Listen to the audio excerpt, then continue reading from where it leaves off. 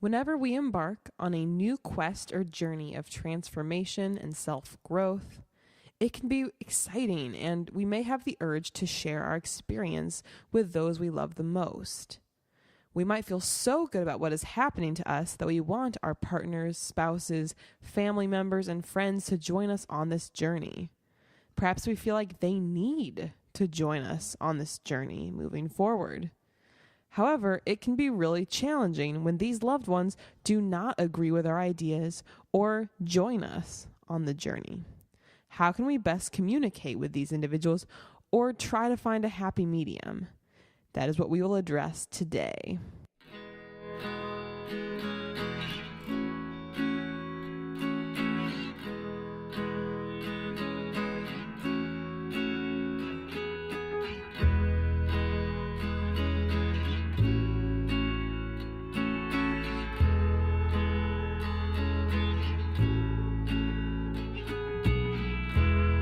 Hey there, everybody, and welcome to the Abundantly Minimal podcast, where we try to help you create abundance through living intentionally. You just heard Sarah. I am Jake, and we are very stoked about minimalism. If you can believe it, and I certainly can't, today is episode 9, and we are going to talk all about today dealing with those people in the population who are not minimalists, which is basically everybody. You could apply this wherever there's a difference of opinion, where you're one thing and other people aren't. You could, but I'm just being the guy with a difference of opinion. So. Oh, I see. Mm-hmm. Seriously, though, real talk. This is a question. I can't say that we have gotten asked because, to be honest, no one has asked our opinions on anything. To be honest, nobody gives a care. Well, maybe they do, but I guess they haven't had questions. I know this is a side note, but I feel like I'll know I made it somewhat big when people start asking me questions, and then I can do like a question and answer video. Because people do, some of the bigger YouTubers do it all the time, like questions and answered. I asked you guys questions and I got 5,000 questions, but here's 4 answers. You know, like I'll be so excited. Like I'll probably be overzealous when I get the first question and like make a video. Like this is for this person who asked me a question. But regardless, so this is a question that others maybe wonder in the minimalist community, or very much could be applied to other things. I know today we'll also probably connecting diet as well. For example, Jake and I do follow a vegan diet, and the idea of that thing, you know, can I be a vegan, and what if my loved one is not willing to join me on that path? This can be a topic that is really tough, and unfortunately, in some cases, I think when there's a major disagreement in principles, it can kind of tear people apart. And again, I guess really only can speak from experience here. I guess on the positive side of things, since Sarah, you just mentioned earlier, the diet thing. When we first met each other, actually neither of us were vegans when we first met each other.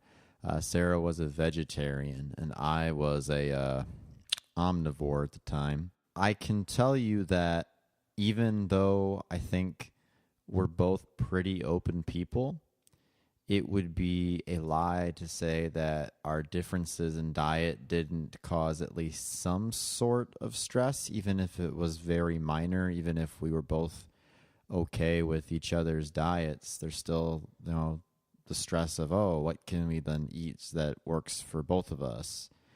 And for other people, that might be really like a deal breaker, I guess, if two people eat very, very differently, depending upon, I guess, where you came from as far as like backgrounds when you met each other and whatnot. Those are good points you bring up, and I'm happy you even bring that up, because even though at the time, like, you know, the thought of me being vegetarian wasn't that restrictive, at least to me, didn't seem like it. I know it is like it seems restrictive to the other person, even if it doesn't seem restrictive to you. Yeah, that's a great way to sum it up with minimalism, with food situations. Absolutely. And I think too, this is another kind of side comment that applies to any time there's a difference of opinion, but a lot of these issues, it's very much a continuum, because it's not just a simple, well, you're a minimalist and you're not. Like, what's the cutoff point? I think it's important to think about it as a continuum, because I guess if we were to go on the side of like pure, like the most minimalist you could go, it would almost get to an impractical point of just like someone who's walking around, like a deserted island kind of example. I mean, that'd be kind of... That's like as minimalist as you can possibly be, probably. Or, I mean, yeah, because you have nothing. Well, no, it depends on how many coconut trees you have. All right. And then, on the other hand, for as far unminimalist as you can go, and actually I've never seen an episode, but like watch an episode of that Hoarders show, and maybe that's like the opposite side of things. I hear there's crazy stuff that happens on those shows. Have you ever seen a Hoarders episode? I don't know if it's because I've seen a Hoarders episode, or I actually... And I'm not going to name anybody, but I've legitimately one time been in the home of a hoarder and like seen like I guess I imagine you see on TV where like literally like almost like there's so much stuff that it's like a maze that you're going through and zigzagging around, because like on either side of you, there is just stuff stacked to the brim from the floor to the ceiling. It's a very, I don't know. I've never before then or since then been in a situation like that. No, that's good. I think if we think from the perspective of that it's a continuum, I think it's helpful because we can acknowledge that we're all on the same continuum, just at different places. So thinking from that perspective about minimalism, there are people who are much more minimalist than Jake and I are. We're working on it. We've reduced the amount of stuff we have in our lives and excess in our lives so much. And we're probably in, I'd say, with just taking a guess, I feel like we'd be probably in the top 2 or 3% of the most minimalist people out there in the U.S. at least. Really? Top 2 or 3? I would think so. Maybe 5. Okay. But we're in probably the top group, but we're by no means, I mean, I think our ultimate goal that we've talked about, we don't have a census on the number of items we have, but I think working on it.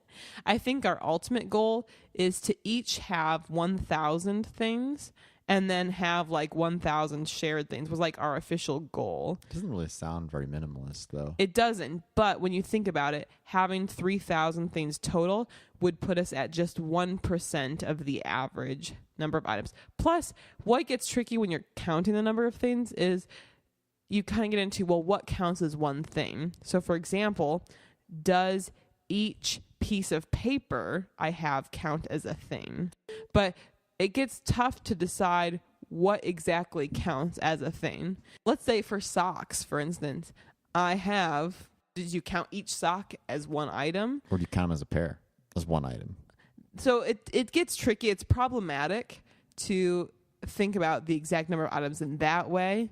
I feel like the 1,000 is not that far reach. But just to think that we're all on the same continuum, we're just at different places, is a great way to kind of approach the situation and to find common ground. Because even if you are a minimalist and your partner, family member, etc. is not, it's likely that they also don't wish to be on the hoarder's side of the spectrum. They probably want to be somewhere in the middle. And even if you're not like a minimalist, people often still care about cleanliness and some of those factors too. Very true. So as far as what to do if you have a major disagreement in perspective with a loved one, we put together a few tips here, perspectives and ideas we think might be helpful. As a disclaimer, every relationship is different. We don't know what your relationship is like with your friends, family members, spouse, boyfriend, girlfriend, etc. So there's going to be a lot that's different just based on you knowing that relationship and you being in that relationship. So these principles and tips I think can be helpful, big picture, but obviously you'll just have to kind of see what works for you. And with that, let's go into the first tip. Let it be a choice, not a requirement or an ultimatum. So basically, it should go without saying, But any time that you tell somebody that they have to do this, chances are they're not going to want to do it because people all have free will. That's what's great, and that's also sometimes what sucks about human beings is that people, like me included, we like to think things are our idea. And so when someone else tells you that, oh, you have to become a minimalist, or oh, you have to become a vegan, or oh, you have to give up drinking, it doesn't sound good when it's from somebody else's mouth. Or if it is from somebody else, if they're very clever and they figure out a way to make you think that it was your own idea, then they're onto something as far as getting you to do what you want. But basically, what I'm trying to say is that we all have to make our own choices. No matter how much you want to change somebody, you're not going to be able to do that, nor is it really your place to do that, because that just creates more problems in the relationship in the future as far as somebody or one person controlling somebody else and controlling their life, and then the person who's getting controlled maybe becoming more dependent and so on and so forth. So basically, try to put helpful hints in there as far as, why it could be beneficial to become a minimalist. I mean, using yourself just as the example. I mean, leading by example. Sometimes the leading by the rah-rah kind of idea doesn't really work. People just need to see proof of, how it's actually working for you. And that might get them to consider it more than any sort of words that you give them. Yeah, going back to the idea of it being a choice, what you need to question yourself with, is the relationship worth more to you than whatever the lifestyle is that's being proposed? Because I definitely think that, I personally agree with the idea of, if it's a valuable relationship, it should be a choice. I can't make anyone do something. But if it is a matter of principle or ethics that's most important to you, then maybe if that's what's more important than the relationship, then maybe the relationship has to end at that point. So just an example, I could see this being an issue for certain individuals. Certain parts of their identity are incredibly important to them. And let's say for being in a romantic relationship, they would not be with someone who wasn't that. So for some people, it might be like the diet related thing. So only looking for someone who is a vegan, or maybe for some it's a religious thing.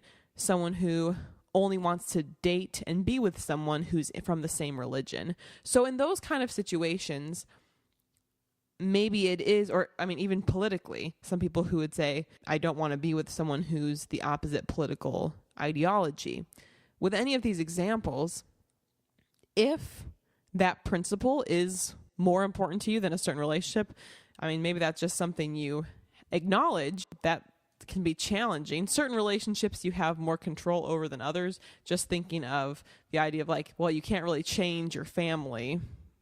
But if there's if you're certain playing The Sims, you can.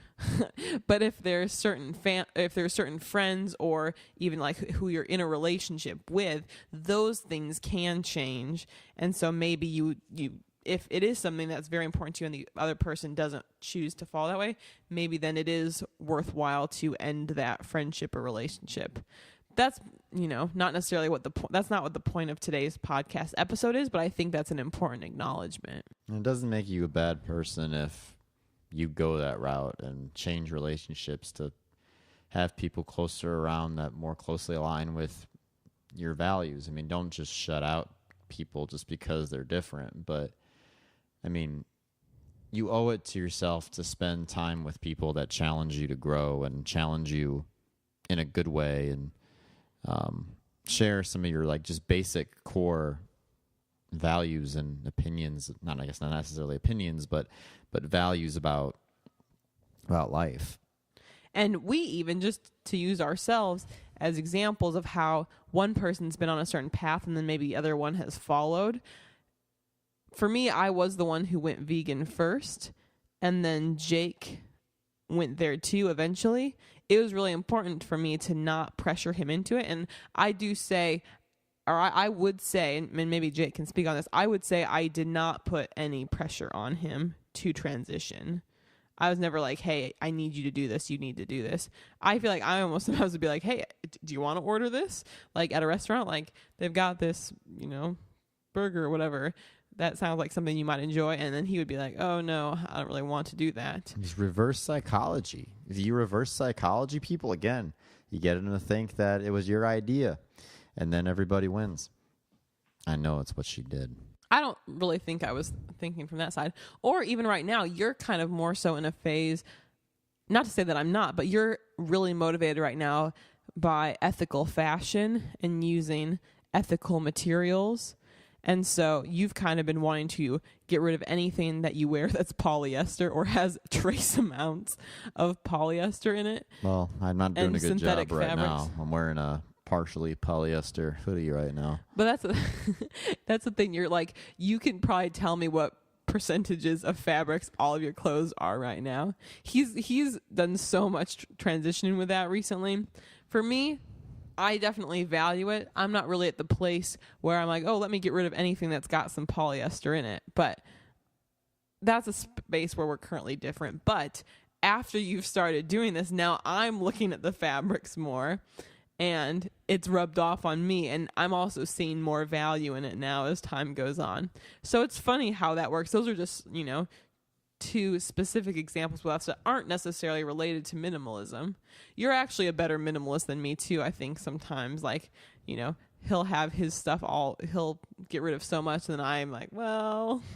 Yeah, what can I say? You're pretty natural. Good. Pretty good. Here, so you did mention the idea of being the example. I like what you said about showing, like, being the proof. And this is also just a great way to very passively show that it works. Whatever you're doing works. So it can be very persuasive without coming across too strong. Just using the vegan thing, even though it's been very gradual. I just ate the microphone. Even though it's been a very gradual transition, I have lost about 25 pounds over the last, I'd say, 2.5 years on being on a vegan diet. And so what's really cool about that is that, people could say, well, that's working for you, or you look really good. I feel like I'm a positive example of what can happen there. Even though our apartment, I was filming a lot of videos today, so our apartment's a little bit crazy right now. Us getting rid of so much stuff has made the overall aesthetic look a lot simpler. Again, not when I have destroyed the apartment making 5 videos, but before that, it really helps. If someone's to walk in our apartment, they'll be like, oh, wow, you guys don't actually have that much stuff. And so that's kind of a way to show the benefits of it without having to be like, hey, you do this, please. Yes. Well, like Sarah did say, it does look kind of crazy right now after the destruction of making the videos, but I'll put it back after the videos are done, I promise. Yeah. Side note, if you're listening to this right now, we are currently starting Minimal May. This is the second annual Minimal May. Last year was the first one, and it was done on Instagram. This year, it's done on YouTube. And so this is a little crazy, but there are going to be 31 videos uploaded during the month of May, 1 video per day, all about minimalist topics. So if you're interested, you can find videos there. I'm purposely keeping them very short, partially for my own sanity, but also just because, I know you guys, if you're an active listener of the podcast, you already are giving up some of your very precious time, which we're very appreciative of. We're up to over 250 listens right now, Woo! Which is really exciting to us because someone's listening it somewhere.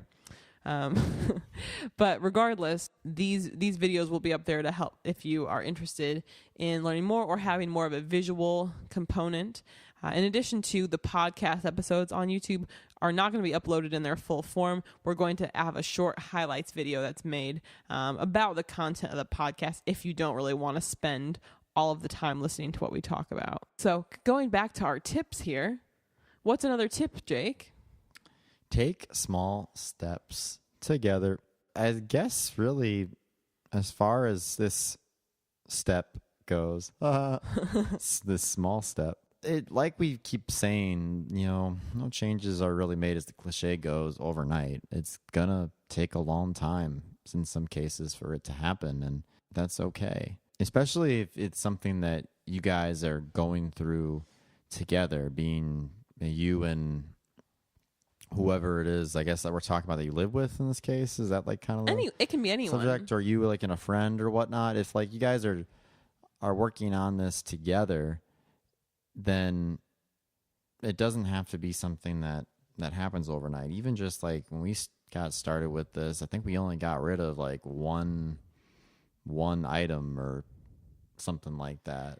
To be honest, I can't even I don't remember even the know. early stages. But we made it a goal to be going ahead and working on it together. With the taking small steps part, whatever the outcome is that your goal is, so if it is to try to help your loved one become more minimalist, think about what you guys can do for spending time together that's more minimalist. So maybe in the past, you and your mom or you and your friend, whoever it is, maybe you guys always go shopping together. Maybe you start switching that out and think about other activities. Maybe instead of doing Christmas gifts or as many Christmas gifts, you start to implement a white elephant gift exchange where people are getting rid of things that they have in their house. Maybe if it's a food transition, let's just say the vegan one, just because that's something that we're more familiar with. Maybe you go to a yummy vegan restaurant with that person, and it's gradual exposure to a different outcome. And over time, especially when you create positive outcomes with these things, over time, I think it can make it a little bit easier to see transition, or even just for the other person to understand more so where you're coming from, and maybe even likewise you get to see a little better where they're coming from. So those kind of small steps I think can really help, especially the emphasis on together. Another topic that's very much related is patience. With any kind of transition, it's going to take time. And I think for any of the transitions in my life, it's taken a lot of time for myself. And then by default, you have to assume that it's going to take a long time for the other person.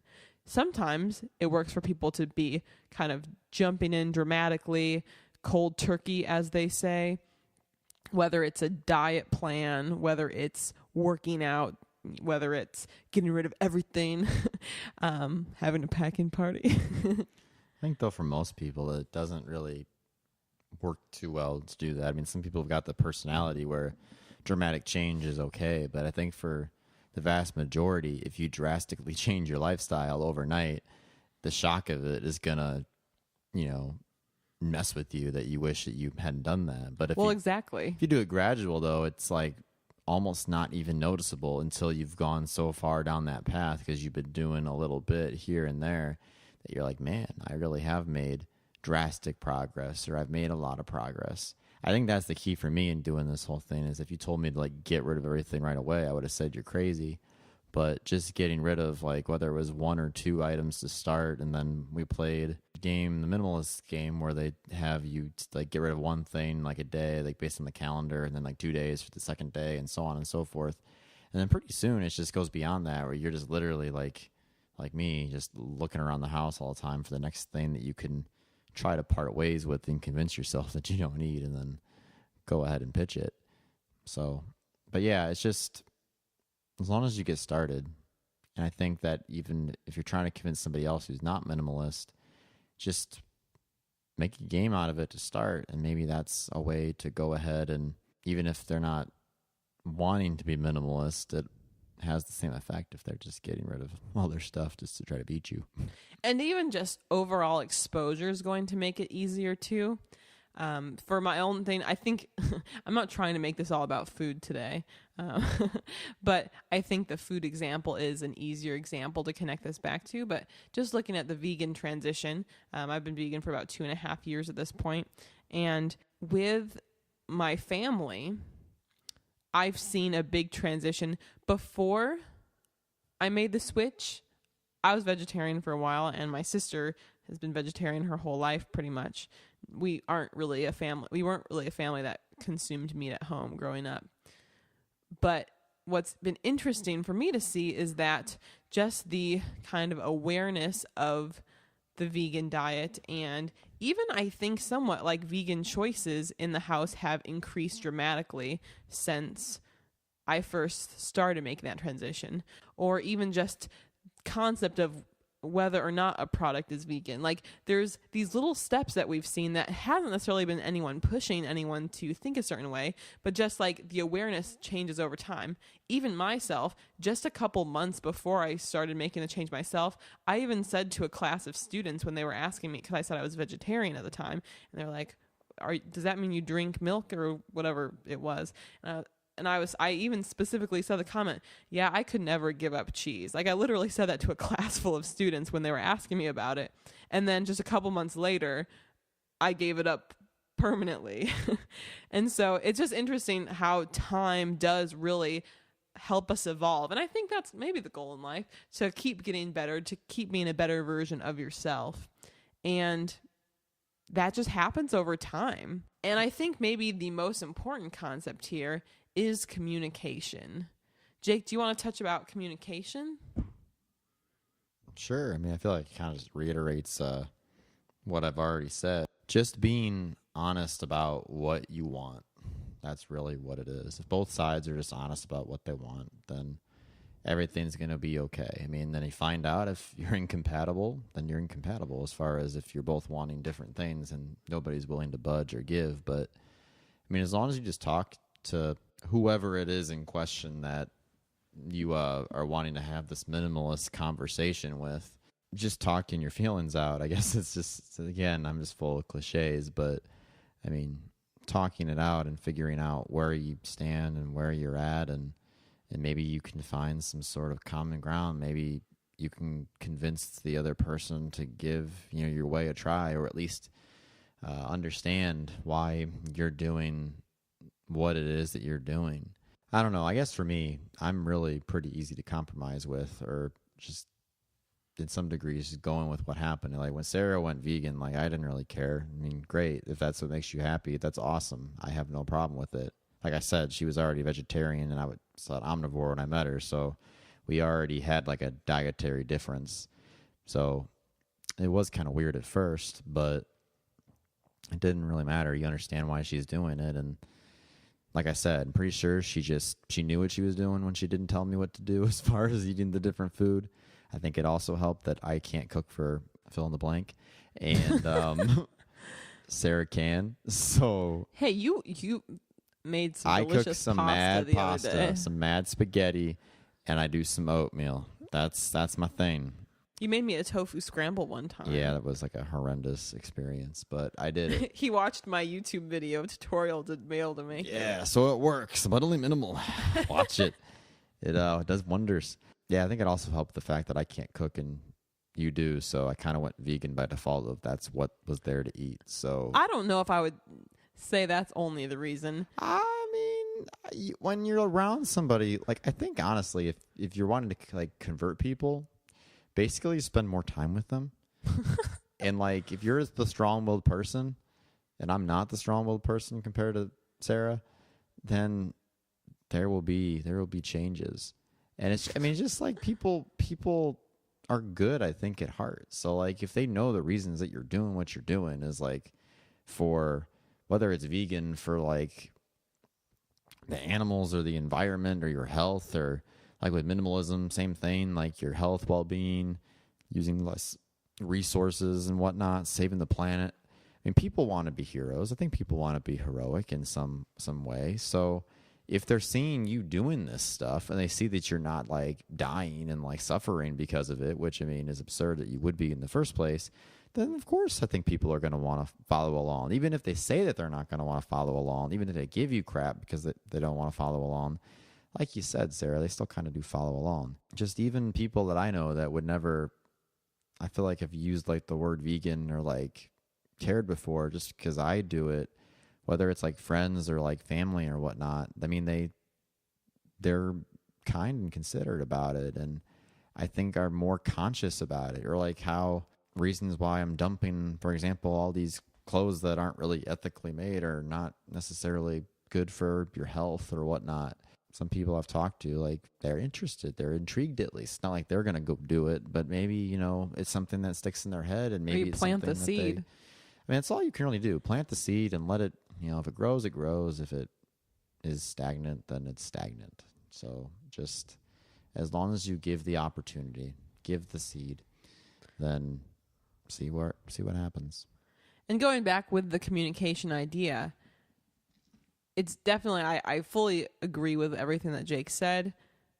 An emphasis I want to take it back to, though, if you do value the relationship over whatever the lifestyle is that you want or that you are pushing for or working towards, then if the relationship is most important, then you may have to agree to disagree and, just be clear about that.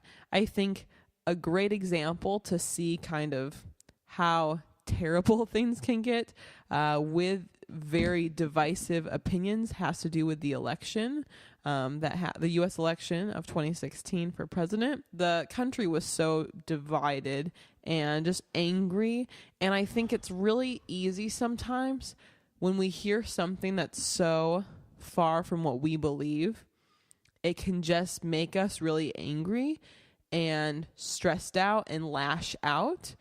I know in certain issues, I get upset when something that I'm very passionate about, someone just like does not care about at all or doesn't acknowledge.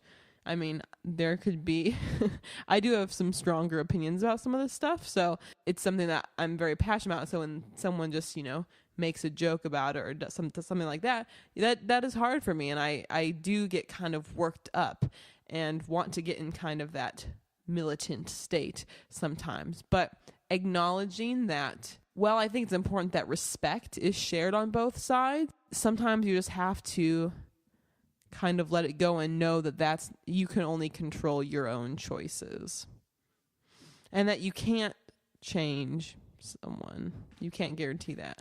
It's definitely something you learn pretty quickly as a teacher when you have a lot of students who some you agree with, but some you just have to keep your mouth shut and just try to move on when they say things that you completely disagree with. Well, I mean, I think that could be true with anything. I'm just saying as an example of how I personally have learned that lesson. Yeah, but it's, as a teacher, though, it's not our place to, it's our place to help challenge students in a way so they can grow, but not like, well, you're wrong because, if you are working in another profession where it's more of a, I don't know, I feel like teaching is just a different kind of a situation. Well, yeah, I guess. But also, too, like if you can't change people, just like trying to find the common ground and appreciating even if you like are different in so many ways, going back to like what is it that you share in common and trying to focus on that. Because even with people we disagree with, I think there's always more that we have in common than we try to give credit for. I don't know. I feel like that this is going in a completely different direction from where we started. Well, it's a complicated issue, but hopefully today something we said resonated. If you find yourself in a situation where you have an opinion and your loved one does not. Your loved one does not have an opinion. Well, no, it just doesn't agree with your opinion. So regardless, thank you guys so much for listening tonight. I think that kind of wraps it up for us. Just remember, you can check out a simplified version of these on YouTube, as well as joining us for Minimal May this year on YouTube. Check out abundantlyminimal.com for a variety of other resources. That's kind of your one-stop shop for anything related to minimalism that we're putting out. There's going to be a lot there. And we hope you have a phenomenal day, week, month, all the good stuff. We'll see you next time. Bye.